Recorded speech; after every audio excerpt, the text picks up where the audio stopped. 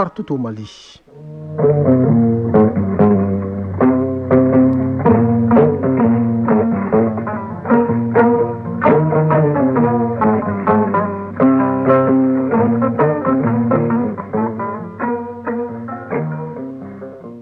Le journal Bourama Traoré. Mesdames et messieurs, bonjour et bienvenue dans la première édition de Mali Actualité et les titres. Le président du Burkina Faso prend la tête de la Confédération AES. Ainsi, on a décidé la deuxième session ordinaire du collège des chefs d'État de l'organisation. Le capitaine Ibrahim Traoré place son mandat sous les signes de la continuité. Déjà, le président sortant de la Confédération peut se targuer des acquis importants tels que la Banque confédérale pour l'investissement et le développement ainsi que la télévision AES, deux nouvelles infrastructures inaugurées par les chefs d'État. Au Bénin, le président Patrice Talon livre son 10e et dernier discours sur l'état de la nation devant l'Assemblée nationale. Pour cet exercice, le chef de l'État déclare que le Bénin est sur la bonne trajectoire avec des progrès tangibles au quotidien. Le pape Léon XIV appelle à observer une trêve d'un jour pour Noël dans le monde sans mentionner le conflit en particulier. Le souverain pontife célèbre ce mercredi soir sa première messe de Noël. Les forêts maliennes cherchent protecteurs. Plus de 35 millions d'hectares ont été brûlés entre 2016 et 2023. Preuve que les feux de brousse restent une grosse épine dans les pieds des autorités et des acteurs de l'environnement. Le constat alarmant dans la chronique de l'environnement avec Aguibou Koulibaly. C'est tout pour les titres.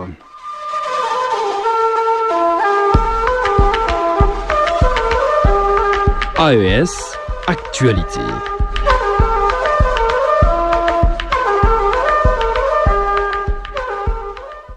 Le capitaine Ibrahim Traoré du Burkina Faso succède au général d'armée Assimi Goïta du Mali à la tête de la Confédération AES pour un an. C'est l'une des décisions issues de la deuxième session ordinaire du collège des chefs d'État de l'organisation.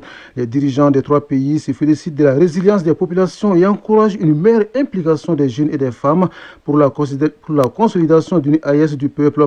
Autre annonce à la fin de la rencontre, la Confédération s'inscrit désormais dans une démarche visant la réalisation d'une fédération des trois États. On en parle avec Sédou Traoré. Le collège des chefs d'État a désigné son Excellence le capitaine Ibrahim Traoré, président du Faso, chef de l'État, pour assurer la présidence de la Confédération des États du Sahel pour un an. Succédant au général d'armée Assimi Goïta, le capitaine Ibrahim Traoré, président du Faso, s'inscrit dans la continuité tout en rendant un hommage spécial au peuple de l'AES et à son successeur pour avoir jeté les bases de la Confédération. Capitaine Ibrahim Traoré, président du collège des chefs d'État de l'AES. Je remercie la population de l'AES qui a franchement compris pourquoi nous ne devons que compter sur nous-mêmes et pourquoi nous ne devons pas nous apitoyer sur notre sort. Et vous avez fait preuve à travers votre résistance, votre résilience à supporter tous les coups que l'ennemi a bien voulu nous donner dans cette lutte de brise des chaînes de l'esclavage.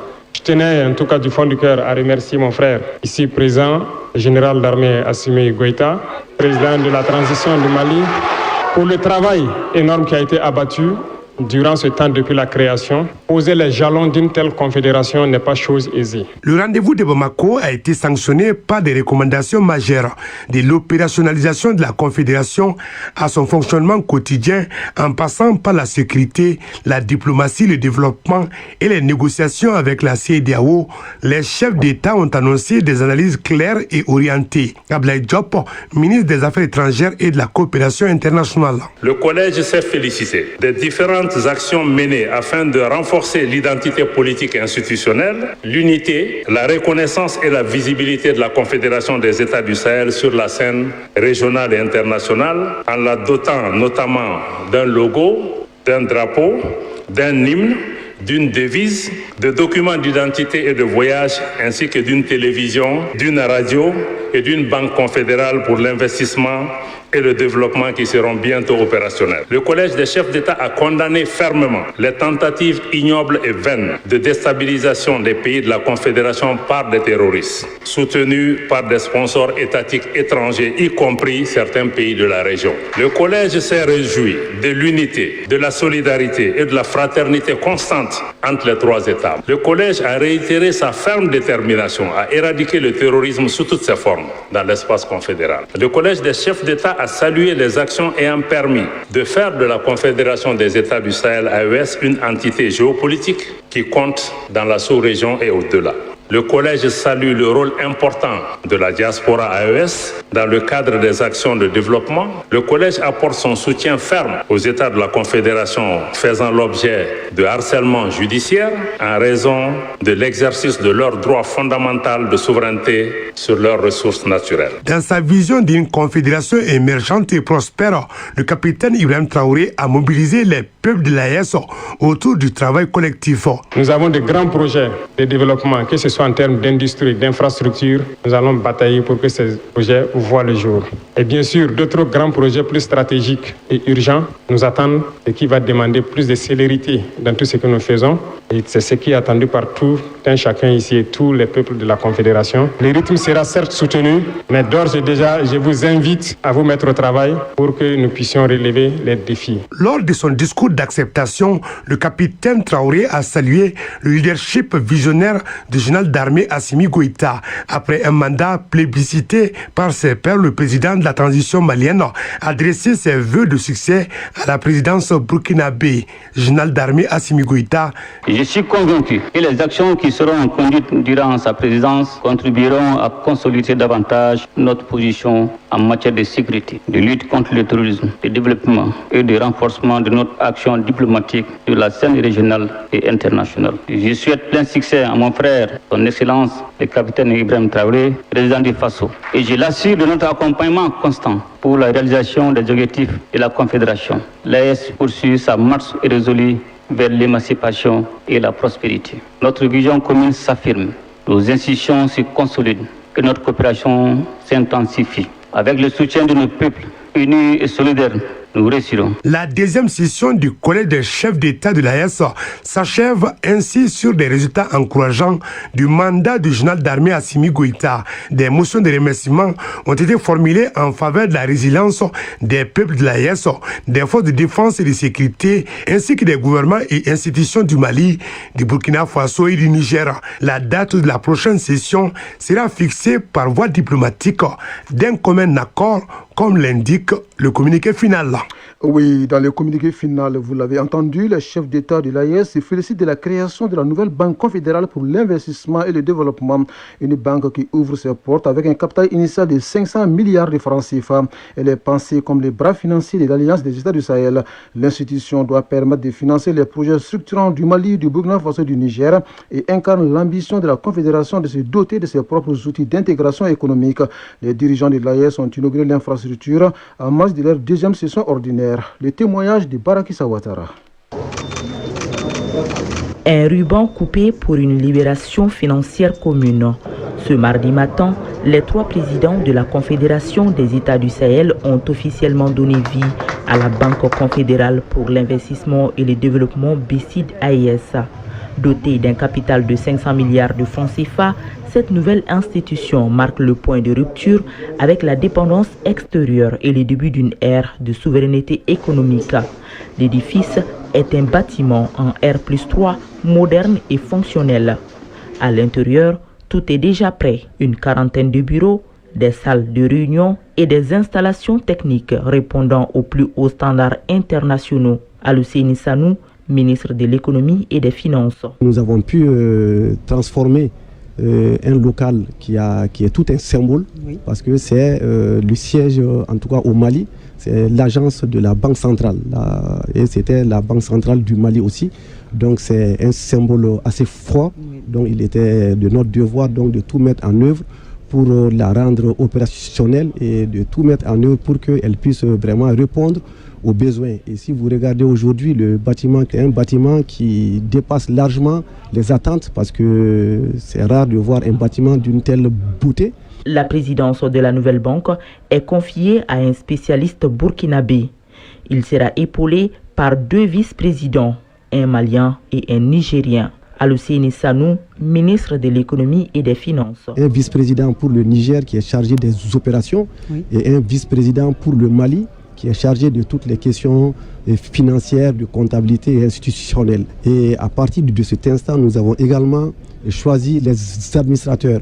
La banque est dirigée par 6 administrateurs, 2 du Mali, 2 du Niger et 2 du Burkina. Le premier conseil d'administration de la banque doit se réunir avant le 31 janvier 2026 afin de la rendre opérationnelle. Alousini Sanou. Cette banque est là vraiment pour permettre de mettre en œuvre tous les investissements structurants qui vont nous permettre d'assurer le développement économique et social dans notre espace. Donc tous les projets intégrateurs et fédérateurs de la Confédération vont être financés par cette banque et la mise en œuvre sera assurée par l'agence d'exécution de la Confédération qui est également en train d'être mise en œuvre. C'est l'autorité du Liptako Gourma qui est donc en train d'être transformée en agence d'exécution pour réaliser tous les travaux. En coupant le ruban symbolique, les chefs d'État de la Confédération ne font pas qu'inaugurer un bâtiment. Ils affirment une volonté de souveraineté monétaire et économique. Une nouvelle page de l'histoire financière de la région s'écrit désormais ici à Bamako. Oui, Barakissa Ouattara à Bamako s'écrit également une nouvelle page de l'histoire informationnelle de la région du Sahel. Les chefs d'État de Burkina Faso, du Niger avec leurs homologues du Mali ont inauguré la nouvelle télévision de l'AES. Elle est située sur la route de l'aéroport, dans l'ancien bâtiment de la Société malienne de transmission et de diffusion. Un nouveau média qui se veut à la fois un vecteur de cohésion, un outil d'information de proximité et une vitrine des dynamiques politiques, économiques et sociales, culturelles portées par l'AES. Le compte rendu est signé Tamsir Djabati.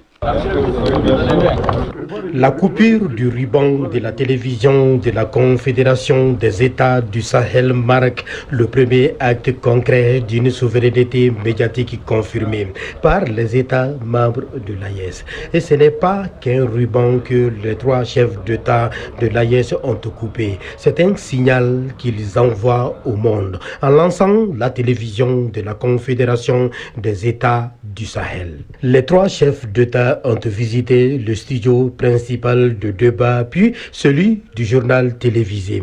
À cette occasion, ils ont suivi les reportages mettant à lumière la portée symbolique de la création des médias de la Confédération des États du Sahel, ainsi qu'un éditorial consacré à l'impact attendu de cette nouvelle chaîne sur la jeunesse sahélienne, qui représente près de 70% de la population régionale. Capitaine Ibrahim Traoré, président du Burkina Faso. Ce soit un instrument, en tout cas, au service de nos peuples. C'est tout ce qu'on peut dire. Général Abdrahmane Tchani, président de la République du Niger. Je crois qu'on vous souhaite bon vent. C'est le plus important. Le chef d'État de l'AES pose ainsi un acte fort, celui d'une souveraineté assumée, affirmée et désormais visible à l'écran. Général d'armée Assimi Goïta, président de la transition, chef de l'État. Ces dispositifs tant attendus étaient incontournables, inévitables, pour nous permettre non seulement de contrecarrer cette campagne médiatique qui ne vise que déstabiliser et démobiliser nos populations. Alhamdou Ag Ilien, porte-parole des ministres en charge de la communication de l'AES. Cette télévision ne vient pas du hasard, c'est une réaction à un besoin donné. Il y a un besoin de communiquer en Afrique et même dans le monde pour dire la vérité. Le Sahel a toujours été cité, raconté par d'autres et par d'autres médias. Aujourd'hui, il veut se citer et se raconter lui-même. Il veut aussi le faire par ses propres médias. Donc les chefs d'État ont compris que vraiment un instrument de souveraineté, c'est de maîtriser d'abord sa communication. Donc en nous dotant de cet instrument, ils ont fait vraiment acte d'une grande clairvoyance que nous allons mettre à profit techniquement pour vraiment mettre cette télévision au service du Sahel, de l'Afrique et de tous les peuples qui se battent pour leur souveraineté. À noter que cette initiative s'inscrit dans une dynamique de reconquête de l'espace médiatique. Pour cette phase test, le coordinateur général Salif Sadogo a présenté les grandes lignes de la grille de l'identité visuelle de la chaîne, conçue comme un média complémentaire aux télévisions publiques nationales. Nous pouvons faire des choses que les médias publics ne peuvent pas faire parce qu'il y a énormément de choses qu'ils ont à faire déjà. Et nous serons là pour compléter le travail qu'ils font et on va travailler dans une belle synergie. Vous avez vu le premier journal que nous avons fait en l'honneur des chefs d'État, l'éditorial était signé par le directeur général de la RTN. Cela est déjà symbolique. Une nouvelle télé ou une nouvelle radio, quand on crée, il faut une période de test. Et cette période de test va durer 2 à 3 mois. Pendant ces 2 à 3 mois, nous allons diffuser sur les antennes pendant 6 heures dans la journée, des magazines, des documentaires, de la musique sur les 3 pays. Mais une fois que les ministres viendront nous donner le top de l'opérationnalisation dans 2 ou 3 mois, à partir de là, la programmation même va commencer sur 8 à 10 heures dans la journée dans un premier temps, avec 3 éditions d'informations par jour. On aura des équipes à Ouagadougou, des équipes à Niamey, avec lesquelles nous allons travailler tous les jours afin de montrer le vécu quotidien, le vécu réel dans l'espace AES. Doté des infrastructures essentielles à son fonctionnement, la télévision de l'AES dispose notamment d'une salle de rédaction et de digitalisation, de box de montage, d'une régie de diffusion ainsi que d'un espace de maquillage, affirmant ainsi son ambition de s'imposer comme un organe audiovisuel confédéral à part entière. Oui, un organe audiovisuel à part entière dans un paysage médiatique où l'information vraie devient de plus en plus une denrée rare. En attendant ces gestes de reconnaissance du président de la transition, le chef de l'État élève ses homologues du Burkina Faso et du Niger à la dignité des grands corps de l'ordre national du Mali à titre étranger. Cette haute distinction honorifique récompense l'engagement et les efforts des récipiendaires pour la bonne marche de la Confédération AES. Une cérémonie solennelle sur laquelle revient Garibou Pirou qui était à Koulouba pour Mali Actualité. Dans la salle de banquet s'avance l'officier chargé du cérémonial. Sa voix claire et posée s'élève dans les silences et fixe avec respect les cadres de l'instant. L'heure est aux symboles et aux gestes qui marquent l'histoire. Excellence, Monsieur le Président du Faso, chef de l'État, qu'il vous plaise de bien vouloir nous rejoindre à l'emplacement que voici. Distinction suprême, réservée exclusivement au chef d'État, cette haute décoration est décernée au capitaine Ibrahim Traoré, président du Faso. Il est élevé à la dignité des grands croix de l'ordre national du Mali à titre étranger par le président de la transition, le général d'armée Assimi Goïta. Son Excellence, le capitaine Ibrahim Traoré, président du Faso, chef de l'État, au nom de la République du Mali, nous vous élevons à la dignité des grands croix de l'ordre national du Mali à titre étranger. À la suite du président Traoré, le président Abdourahmane Tiani s'avance à son tour vers l'emplacement indiqué. Il est également élevé à la dignité de grand croix de l'ordre national du Mali à titre étranger par le grand maître de l'ordre dans un cérémonial empreint de respect et de fraternité. Son Excellence, le général d'armée Abdourahmane Tiani, président de la République du Niger, chef de l'État, au nom de la République du Mali, nous nous élevons à la dignité des grands croix de l'ordre national du Mali à titre étranger. À travers l'attribution de ces distinctions, le chef de l'État malien a tenu à saluer l'engagement constant et résolu de ses homologues en faveur de la souveraineté, de la stabilité et de la défense des intérêts fondamentaux des peuples du Sahel. Ces gestes forts et hautement symboliques témoignent de la solidarité, de la profondeur et de la vitalité des liens unissant les 3 États membres de la Confédération. Par cet acte solennel, le Mali, le Niger et le Burkina Faso réaffirment leur volonté commune de cheminer ensemble dans l'unité, la solidarité et la concertation au service des aspirations légitimes des peuples sahéliens et d'un avenir partagé fondé sur la dignité et la souveraineté retrouvée. Je signale que les présidents du Faso et du Niger ont quitté Bamako hier en début de soirée. Ils ont été accompagnés à leur départ par le chef de l'État, le général d'armée Assimi Goïta. Hors des frontières maliennes, au Bénin, le président Patrice Talon livre son ultime discours sur l'état de la nation devant l'Assemblée nationale. Pour ce 10e et dernier exercice, le chef de l'État béninois défend son bilan politique et déclare que le pays est sur la bonne trajectoire avec des progrès tangibles au quotidien. Il s'est engagé à garantir des élections paisibles et sereines, législatives et communales le 11 janvier, présidentielles le 12 avril 2026. Et c'est sur une tonalité d'adieu qu'il a terminé son allocution. Les devoirs, la grandeur de l'âme requiert qu'il faut savoir se dire au revoir pour laisser la place à d'autres, a-t-il déclaré. Le discours d'adieu du président béninois, enlèvement de 28 personnes au Nigeria par des hommes armés. Elles se rendaient à une cérémonie religieuse musulmane dans le centre du pays. Les victimes ont été capturées après que leur véhicule soit tombé dans une embuscade. Il s'agit du dernier incident d'une vague d'enlèvements massifs survenus ces dernières semaines. Ces enlèvements ont eu lieu le jour même où les autorités ont obtenu la libération de 130 écoliers. En Centrafrique, en revanche, l'actualité est politique. La distribution des cartes d'électeurs a débuté à moins de 2 semaines des élections générales prévues le 28 décembre prochain. À Bangui, la capitale, comme dans plusieurs villes de l'intérieur du pays, de nombreux citoyens ont déjà pu retirer leurs cartes dans les centres de vote. Le chef d'état-major général de l'armée libyenne est mort lors de l'accident de l'avion à bord duquel il avait quitté Ankara en Turquie où il était en visite, a annoncé hier soir le premier ministre libyen Abdelhamid Beiba. C'est avec une profonde tristesse et une grande affliction que nous avons appris la nouvelle du décès du général de corps d'armée Mohamed Al-Adam, a déclaré le chef du gouvernement sur sa page officielle sur Facebook. Au même moment, au Yémen, le gouvernement et les rebelles houthis annoncent avoir conclu un accord sur un échange de près de 3000 prisonniers. Si cet échange se concrétise, ce sera le plus important depuis le début de la guerre dans le pays en 2014. Pour l'instant, aucune information n'a filtré sur la date de l'échange. L'envoyé spécial des Nations Unies pour le Yémen a salué cet accord, le qualifiant de mesures positives et significatives. Il a toutefois averti que sa mise en œuvre nécessiterait l'engagement et la coopération continue des parties. En attendant, le pape Léon XIV appelle à observer une trêve d'1 jour pour Noël dans le monde entier sans mentionner de conflit en particulier. Je renouvelle cet appel à toutes les personnes de bonne volonté afin qu'elles respectent au moins en cette fête de la naissance du Sauveur une journée de paix, a déclaré le souverain pontife. Le chef de l'Église catholique doit célébrer ce mercredi soir sa première messe de Noël depuis qu'il a été élu pape avant de prononcer demain 25 décembre à midi la traditionnelle bénédiction Urbi et Orbi à la ville et au monde. Chronique de l'environnement. C'est un chiffre qui donne froid dans le dos. Plus de 35 millions d'hectares de forêt ont été brûlés entre 2016 et 2023 selon les statistiques. Preuve que les feux de brousse restent une grosse épine dans les pieds des autorités et des acteurs de l'environnement. Pour faire face à ces phénomènes, le Mali pourrait inspirer de l'exemple du Sénégal en matière de lutte contre les feux de brousse. De quoi s'agit-il exactement?